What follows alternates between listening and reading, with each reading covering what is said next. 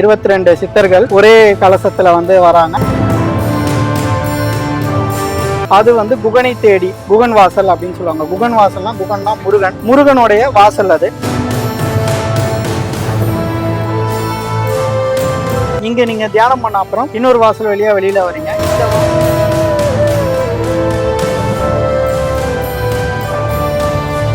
ஞானம் அப்படின்னா என்னன்னா உலகம் அப்படிங்கறது அர்த்தம். உலகத்தோடைய ஞானத்தை நம்ம பெற்றுட்டு வெளியில வரதா அர்த்தம். வெளியில வந்த அப்புறம் அதை எப்படி செயல்படுத்த போறோம்.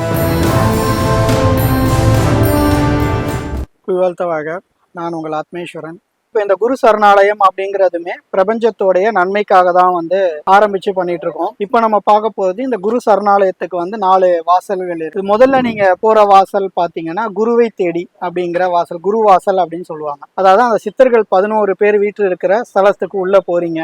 அதுதான் வந்து குருவாசல். நம்ம குரு நிறைய பேருக்கு வந்து குரு யாருன்னே தெரியாது. ஸோ அவரை தேடி அவர் இருக்கிற இடத்துக்கு வரனால அது குருவாசல் அப்படின்னு சொல்றோம். அதுக்கப்புறமா பாத்தீங்கன்னா அந்த சைட்ல வந்து ஒரு எக்ஸிட் வழி இருக்கும், வெளியே போற வழி இருக்கும். அது வந்து குகனை தேடி குகன் வாசல் அப்படின்னு சொல்லுவாங்க. குகன் வாசல்னா குகன்னா முருகன், முருகனுடைய வாசல் அது. அது வழியா போய் தான் நம்ம வந்து ரட்சகன் அப்படின்னு நம்மளை ரட்சிக்க போற முருகனுடைய தரிசனத்தை அங்கதான் நம்ம பெற போறோம். முருகனை தரிசிச்சம் பண்ண அப்புறம் ஞானத்துக்கு வரும். ஏன்னா முருகன் வந்து ஞானத்துல கொடுக்கறதையும் முக்தி கொடுக்கறதையும் வந்து ரொம்ப பெரிய ஆள். முருகன் அப்படிங்கிற பிரிச்சிங்கன்னா முக்தி தருபவன் அப்படிங்கிறது தான் முருகன் அப்படிங்கிற வார்த்தைக்கு நம்ம அதாவது ரட்சகனை தரிசனம் பண்ண அப்புறம் நம்ம திருப்பி வந்து ஒரு என்ட்ரியில வரும். இது வந்து ஞான வாசல் அப்படின்னு சொல்றது. அதாவது முருகனை தரிசனம் பண்ண அப்புறம் நமக்கு குருவை தரிசனம் பண்ணிட்டோம், அதுக்கடுத்து குகனை தரிசனம் பண்ணிட்டோம், அதுக்கப்புறம் வந்து நமக்கு ஞானம் வந்து கிடைச்சதா உணர்றோம். அதுக்கப்புறம் அடுத்த ஒரு 11 சித்தர்கள் தரிசனம் இருக்கு. இந்த இடத்துல வந்து நீங்க தியானம் பண்ணுவீங்க. இங்க நீங்க தியானம் பண்ண அப்புறம் இன்னொரு வாசல் வழியா வெளியில வரீங்க. இந்த வாசல் வந்து ஞான வாசல் அப்படின்னு சொல்லுவாங்க. ஞானம் அப்படின்னா என்னன்னா உலகம் அப்படிங்கறது அர்த்தம்.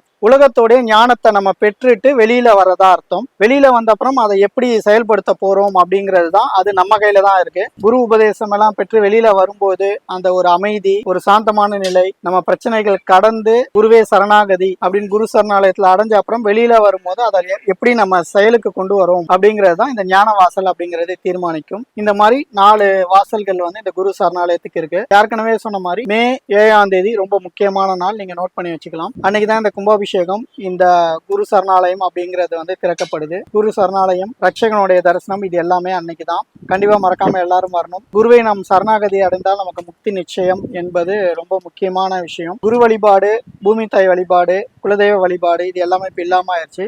இதெல்லாம் கொஞ்சம் கொஞ்சமா கொண்டு வரதுக்காக தான் குலதெய்வ வழிபாடு, பூமி தாய் வழிபாடு, இது எல்லாமே நம்ம ஆலயத்திலேயே வச்சிருக்கோம். இப்ப அடுத்தபடியா குருவுடைய வழிபாடை கொண்டு வரோம். மேல குரு சரணாலயமா. கண்டிப்பா மறக்காம வந்துருங்க. நன்றி, வணக்கம்.